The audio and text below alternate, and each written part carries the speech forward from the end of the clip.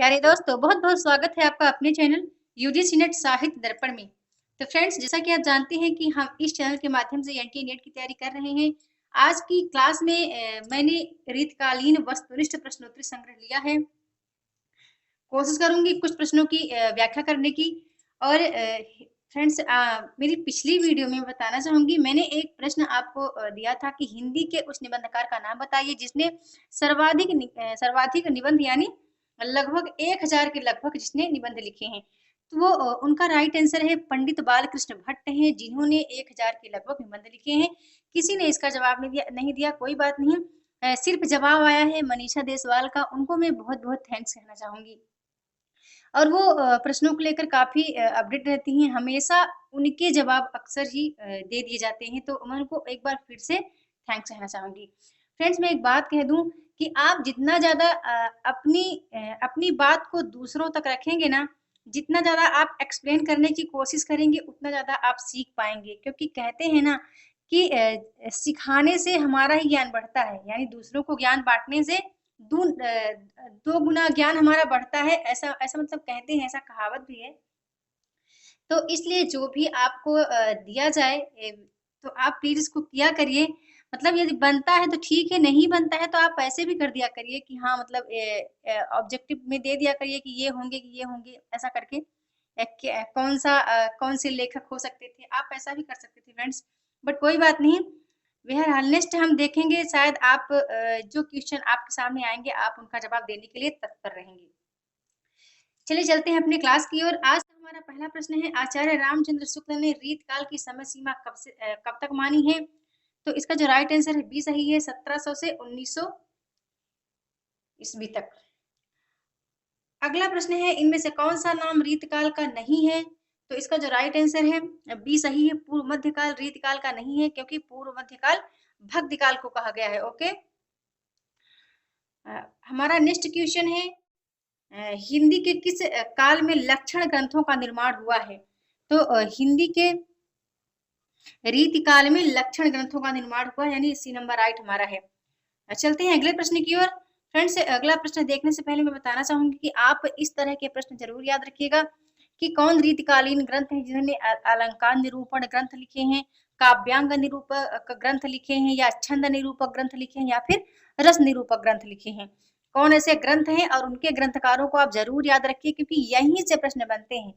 सिर्फ 4 मतलब काव्यांग निरूपक, अलंकार निरूपक, छंद निरूपक और रस निरूपक, यहाँ से काफी ज्यादा प्रश्न बनते हैं। रीतिकाल का टॉपिक काफी बड़ा है पढ़ने के लिए, इसके लिए मैं एक और वीडियो बनाऊंगी फ्रेंड्स, टॉपिक से रिलेटेड कि हमें किस किस टॉपिक को रीतिकाल से पढ़ लेना है, जहां से प्रश्न बनेंगे वहां हम राइट आंसर कर पाएंगे। चलते हैं अगले प्रश्न की ओर। अगला प्रश्न है, रीतिकाल को आचार्य विश्वनाथ प्रसाद ने क्या कहा है? इसका आंसर फ्रेंड्स आपको ही देना है कि विश्वनाथ प्रसाद ने क्या कहा है रीतिकाल को। ग्रंथों का निर्माण करने वाले कवियों को क्या कहा जाता है? तो लक्षण ग्रंथों का निर्माण करने वाले कवियों को आचार्य कहा जाता है। मैं एक बात और आपको यहाँ पर बताना चाहूंगी। डॉक्टर नगेंद्र ने आचार्यों को फ्रेंड्स 3 श्रेणी में बांटा है। उन्होंने एक उद्भावक आचार्य, दूसरे हैं व्याख्याता आचार्य, तीसरे हैं कवि शिक्षक आचार्य। तो जो लक्षण ग्रंथों का निर्माण जिन कवियों ने कहा है, उनको इन्होंने आचार्य माना है। ठीक है। मतलब ये तृतीय श्रेणी वर्ग के अंतर्गत आते हैं, जिनको इन्होंने कवि शिक्षक आचार्य के रूप में ही माना है। यहाँ पर आचार्य बस दिया गया है। नेक्स्ट क्वेश्चन आपको इसके डाउट से रिलेटेड भी मिल जाएगा। अगला प्रश्न है, रीति निरूपण का अर्थ क्या है? तो फ्रेंड्स, इसका राइट आंसर बताना चाहूंगी, रीति निरूपण का अर्थ काव्यांग निरूपण से है। देखिए, अभी मैं आपको कह रही थी कि आप काव्यांग निरूपक ग्रंथों, छंद निरूपक ग्रंथों, अलंकार निरूपक ग्रंथों, इन सबको आप जरूर देखिएगा। अब काव्यांग निरूपक क्या है फ्रेंड्स? काव्यांग निरूपक के अंतर्गत कौन सी आती है? आप ध्यान रखिएगा, जहां कविता के मतलब जिस साहित्य का नाम यानी जिस रचना का नाम ऐसा पड़े कि कवि कुल कल्पतरु, काव्य सिद्धांत, काव्य सरोज, काव्य निर्णय, कविता रस विनोद, काव्य रत्नाकर, काव्य विलास, ऐसा करके पढ़े, काव्य काव्य आए तो आप समझ जाना कि वो काव्यांग निरूपक ग्रंथ ही है। ठीक है। जहां आपको ऐसा मिले रसराज, रस सारांश, रस प्रबोध, रस रत्नाकर, रस रसनावली, रस रंग, रस सागर, रस भूषण, रस चंद्रोदय, है ना, ऐसा करके रसिक विलास, रस कल्लोल, है ना, ऐसा करके रस श्रृंगार, रस शिरोमणि। तो आप समझ जाना कि ये सब ग्रंथ रस निरूपण निरूपण ग्रंथ हैं। जहां आपको छंद छंद निरूपक ग्रंथ कैसे आप समझोगे, अब शुरू में स्टार्ट में ही दिया रहता है कि छंद हृदय प्रकाश, छंद सार, छंद अर्णव, छंद सार, ऐसा करके मतलब छंद्र पयोनिधि। तो आप समझ जाना कि ये छंद निरूपक ग्रंथ हैं। अलंकार निरूपक ग्रंथ भी आपने अब आप समझ ही गए होंगे, क्योंकि अब मैंने कुछ आपको बता दिया फ्रेंड्स कि अलंकार मणि है, अलंकार दर्पण है, पद्माभरण है, ऐसा करके अलंकार पंचाशिका, अलंकार चंद्रोदय, ये सब अलंकार निरूपक ग्रंथ है। इसलिए मैं ऐसा आपको कह रही हूँ क्योंकि यहाँ से ऐसे प्रश्न काफी फेमस हुए हैं देखने के लिए। मैंने जो देखा है प्रीवियस ईयर क्वेश्चन, तो ज्यादातर क्वेश्चन इस तरह के पूछे गए हैं।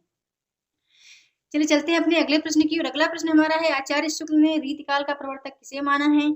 तो इसका जो राइट आंसर है, आचार्य शुक्ल ने बी नंबर सही है, चिंतामणि को रीतकाल का प्रवर्तक माना है। नेक्स्ट क्वेश्चन है, रीत मुक्त कवि नहीं है, तो इसका करेक्ट ऑप्शन है बी नंबर भूषण। भूषण जो है रीत मुक्त कवि नहीं है, जबकि आलम घनानंद बोधा रीत मुक्त कवियों की श्रेणी में आते हैं। रीतिकाल में वीर रस की कविता करने वाला कवि इनमें से कौन है?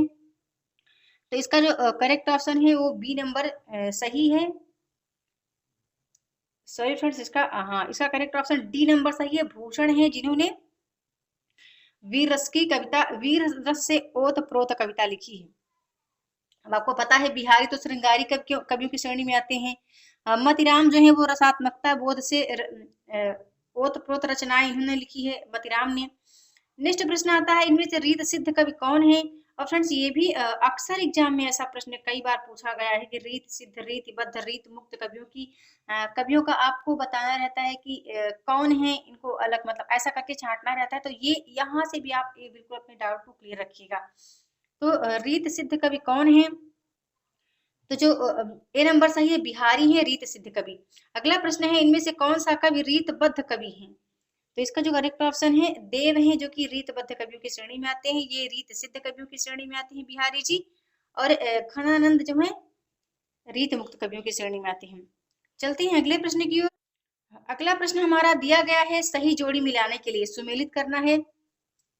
तो चलिए मिला लेते हैं। बिहारी आते हैं रीत सिद्ध कवियों की श्रेणी में, घनानंद आते हैं रीत मुक्त कवियों की श्रेणी में, देव आते हैं वीर रस की कवियों की श्रेणी में, और भूषण आते हैं रीतबद्ध कवियों की श्रेणी में। फ्रेंड्स अब इतना आपको मिल गया ना। अब ऐसा मैं कर देती हूँ, वीडियो को मैं पॉज कर देती हूँ, आप भी एक बार इसको मिलान कीजिएगा, ठीक है। अगला प्रश्न, चलते हैं अगले प्रश्न की ओर। भाषा भूषण, भाषा भूषण के रचयिता इनमें से कौन है, बताना है हमें। तो इसका करेक्ट ऑप्शन है जसवंत सिंह, सी नंबर सही है। इन्होंने भाषा भूषण की रचना की है। अगला प्रश्न है, इनमें से रीतिकाल का कौन सा कवि प्रकृति चित्रण के लिए सुविख्यात है? तो इसका जो करेक्ट ऑप्शन है प्रकृति चित्रण के लिए विख्यात कवि सेनापति है, डी नंबर सही है। अगला प्रश्न है, ललित ललाम के रचयिता का नाम बताना है। करेक्ट ऑप्शन सी सही है, मतिराम है। नेक्स्ट क्वेश्चन है, अमी हलाहल रस भरे श्याम श्वेत रतनार, यह पंक्ति किस कवि की है? इसका आंसर आपको ही बताना है, बहुत ही फेमस है फ्रेंड्स। यूजीसी नेट में कई बार इस प्रश्न का जिक्र किया जा चुका है, तो प्लीज आप इसका आंसर बताइएगा। निम्न सूचियों को सुमेलित करना है हमें, यहाँ पर सही आंसर बताना है। तो चलिए मिलान कर लेते हैं। शिवराज का है शिवराज भूषण, भूषण ने शिवराज ग्रंथ लिखा है। रस रहस्य कुलपति मिश्र का है। पद्माभरण है पद्माकर जी का, और काव्य निर्णय है भिखारी दास का। तो इसका जो करेक्ट ऑप्शन है वो ए नंबर ही करेक्ट है। अगला प्रश्न है, इनमें से सतसई किस कवि ने नहीं लिखी है? क्योंकि फ्रेंड्स ऐसा कई बार एग्जाम में पूछा जा चुका है कि सतसई किस कवि ने नहीं लिखी है, या पूछा जाता है कि इनमें से सतसई किस कवि ने लिखी है। ऐसा करके दो टाइप के प्रश्न अक्सर पूछे गए हैं एग्जाम में। तो करेक्ट ऑप्शन डी है, घनानंद ने सतसई नहीं लिखी है। अगला प्रश्न है, कौन सा ग्रंथ कवि भूषण रचित नहीं है? तो कवि भूषण रचित ग्रंथ नहीं है, ए नंबर करेक्ट है। छत्र प्रकाश कवि भूषण का नहीं है। इन्होंने छत्र दशक लिखा है, ठीक है फ्रेंड्स। छत्र प्रकाश किसका ग्रंथ है? ग्वाल कवि का है। अगला प्रश्न है, देव माया प्रपंच नाटक के रचयिता कौन है? तो फ्रेंड्स याद रखिएगा, जो रीतिकाल में नाटक लिखे हैं, नाटक ग्रंथ, उन पर आप ध्यान रखिएगा, क्योंकि कई बार एग्जाम में ऐसे प्रश्न पूछे गए हैं। यहाँ पर तो देव माया प्रपंच नाटक को लिया गया है। तो ये किसका है? ये देव कवि का है, ओके। अगला प्रश्न है छत्र प्रकाश की किस कवि की कृति है, तो आपको इसका राइट आंसर बताना है। ठीक है, कि छत्र प्रकाश किस कवि की है। अगला प्रश्न है नैन नचाए कहीं मुस्काए लला फिर आई खेलन होरी, यह पंक्ति किसकी है, तो इसका राइट आंसर है सी सही है, पद्माकर जी की। नेक्स्ट क्वेश्चन है, ये प्रश्न मैं आपको दिखा देती हूँ। चलिए हम ही आंसर कर लेते हैं फ्रेंड्स। देखिए ग्वाल कवि ने क्या लिखा है, ग्वाल कवि का है हमीर हट। पद्माकर ने क्या लिखा है, पद्माकर का ग्रंथ है जगत विनोद। बोधा का है विरह वारिस और देव का है भाव विलास। तो इसका जो करेक्ट ऑप्शन हम देखेंगे, करेक्ट ऑप्शन इसका फ्रेंड्स बता दूं सी नंबर सही है। चलते हैं अगले प्रश्न की ओर। अगला प्रश्न है इनमें से कौन सा कथन असत्य है, तो असत्य कथन आप देख पा रहे हैं कि डी असत्य है, केशव रीतकाल के प्रवर्तक माने गए हैं, जो कि असत्य है। रीतकाल का प्रवर्तक आचार्य रामचंद्र शुक्ल ने किसको माना है, क्या आप मुझे कमेंट करके बता सकते हैं, यदि जानती हैं तो प्लीज जरूर बताइएगा। अगला प्रश्न है भवानी विलास किस कवि की रचना है, इसका राइट आंसर ए सही है, देव। नेक्स्ट क्वेश्चन है इनमें से कौन सी रचना मतीराम की नहीं है, इसका करेक्ट ऑप्शन है डी नंबर सही, रसिक प्रिया मतीराम की नहीं है। तो फिर आप बताइएगा फ्रेंड्स रसिक प्रिया किस कवि की रचना है। अगला प्रश्न है इनमें से कौन सी रचना केशव दास की नहीं है, तो इसका करेक्ट ऑप्शन है रस रहस्य। रस रहस्य केशव दास का नहीं है, ये कुलपति मिश्र का ग्रंथ है। ओके, रस निरूपण ग्रंथ है रस रहस्य। अगला प्रश्न है जन्म ग्वालियर जानिए मथुरा बस ससुराल, यह पंक्ति किस कवि के विषय में है, इसका करेक्ट ऑप्शन बी सही है, बिहारी जी। नेक्स्ट प्रश्न आता है जयपुर नरेश प्रताप शाही के दरबार में रहने का श्रेय किस कवि को मिला था, तो इसका आंसर फ्रेंड्स आपको बताना है, क्योंकि इस ऐसे प्रश्न कई बार एग्जाम में पूछे गए हैं कि जो दरबारी कवि राजाओं के यहाँ रहकर राजाओं के आश्रय में रहकर काव्य रचना किया करते थे, तो उनसे रिलेटेड कई बार एग्जाम में पूछे जा चुके हैं। तो प्लीज आप मुझे बताइएगा इसका आंसर।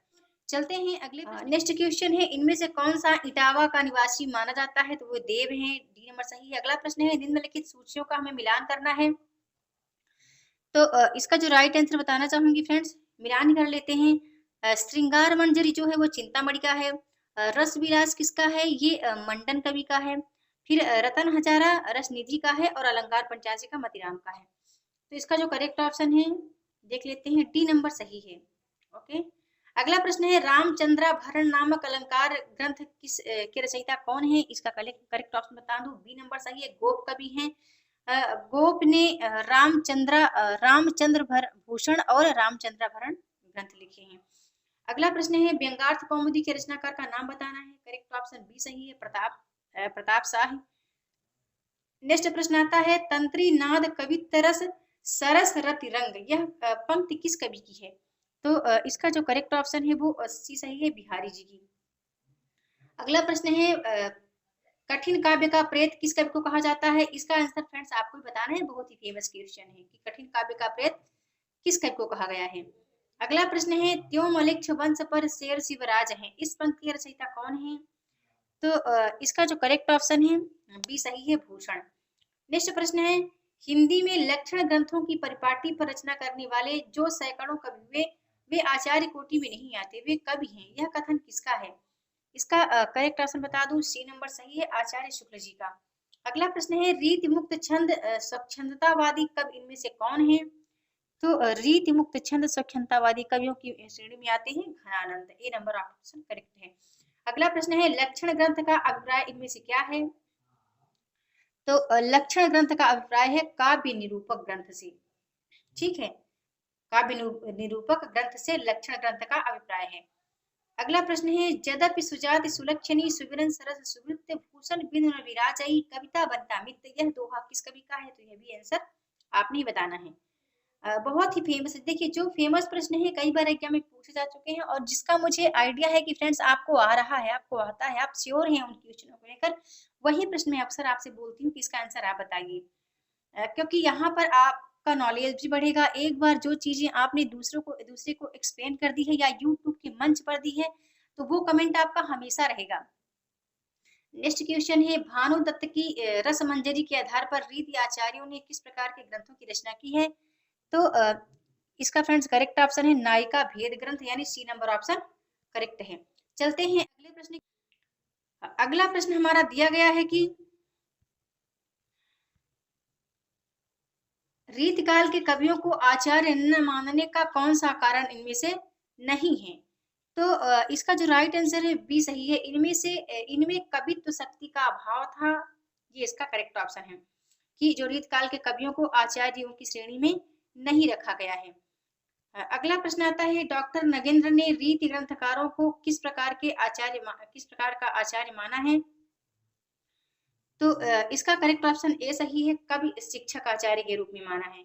अगला प्रश्न आता है, इनमें से कौन रीतिकाल का कवि नहीं है? तो इसका करेक्ट ऑप्शन फ्रेंड्स आपको ही बताना है कि कौन है जो रीतिकाल का कवि नहीं है।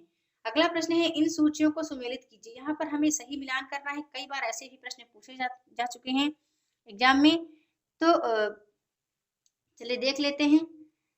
पर आप इन सभी से अवगत है। देखिए यहाँ पर आपने सभी को पढ़ा है, यहाँ भी आपने सभी को पढ़ा है, तो इसका आंसर मैं चाहती हूँ कि इसका आंसर आप मेरी तरफ से जरूर दीजिए। इसका आंसर मैं आपको रिक्वेस्ट भी चाहती हूँ फ्रेंड्स, आप ही दीजिए। इसका करेक्ट ऑप्शन क्या है? मैं यहाँ पर आपको थोड़ा सा दिखा देती हूँ। ये यहाँ पर आप देखिए, वीडियो पॉज करके मैंने दिखा दिया है। अब आप इसका राइट आंसर चूज करके मुझे बताइएगा 45 का। ठीक है, चलते हैं अगले प्रश्न की ओर। अगला प्रश्न है हमारा, इतियावत चल जात उत चली छह सातक हाथ। यह पंक्ति किस कवि की है? तो इसका करेक्ट ऑप्शन सी सही है, बिहारी जी की। अगला प्रश्न है, इनमें से कौन सी विशेषता सामान्यतः रीतिकाल काव्य की नहीं है? तो सी नंबर सही है, राष्ट्रीय भावना रीतिकाल की विशेषता नहीं है। अगला प्रश्न है, बनन में बागन में गरियो बसंत है, किस रीतिकालीन कवि की पंक्ति है? तो इसका जो राइट आंसर है बी ऑप्शन सही है, सेनापति का। अगला प्रश्न है, रनित भृंग घंटावली झरत दान मधुनीर में किस ऋतु का वर्णन बिहारी ने किया है? तो इसका करेक्ट ऑप्शन डी सही है, बसंत ऋतु का। फ्रेंड्स आज का क्वेश्चन तो सभी इंपॉर्टेंट है, लेकिन आज का ये प्रश्न बहुत इंपॉर्टेंट है। कई बार एग्जाम में ये पूछा भी जा चुका है कि भाषा के लक्षक एवं व्यंजक बल की सीमा कहाँ तक है। इसकी पूरी परख इन्हीं को थी। आचार्य शुक्ल के इस कथन में इन्हीं शब्द किस कवि के लिए प्रयुक्त है? इसका करेक्ट ऑप्शन बी सही है, घनानंद। आज का ये अंतिम प्रश्न है जिसका आंसर फ्रेंड्स आपने ही बताना है कि प्रेम मार्ग का ऐसा धीर पथिक और जवादानी का ऐसा दावा रखने वाला ब्रज भाषा का दूसरा कभी नहीं हुआ। यह कथन किस आलोचक का है? तो इसका करेक्ट ऑप्शन बता दूं, डी सही है, आचार्य शुक्ल जी का है। लेकिन यह कथन किसके लिए आचार्य शुक्ल ने कहा है, ये आंसर आपको देना है। ओके, किस कवि के लिए आचार्य शुक्ल ने कहा है? तो फ्रेंड्स आज की वीडियो में बस इतना ही। जल्द मिलती हूँ अपने नेक्स्ट वीडियो में न्यू टॉपिक के साथ। तो वीडियो के साथ बने रहने के लिए बहुत बहुत धन्यवाद।